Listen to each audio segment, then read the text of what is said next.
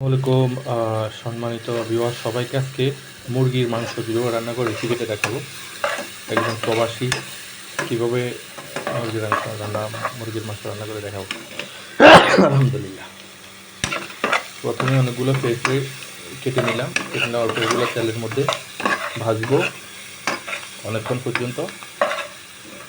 এটা ভাজার পরে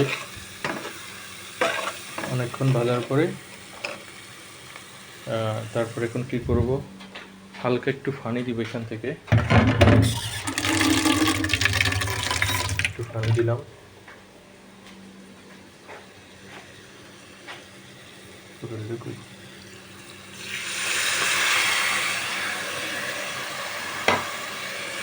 ফলগুলো একটু উঠাবো।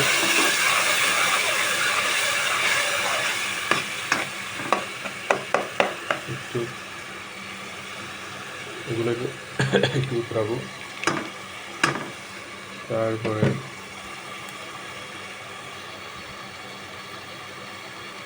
দেখতে পাচ্ছেন এটা যখন উতরাবে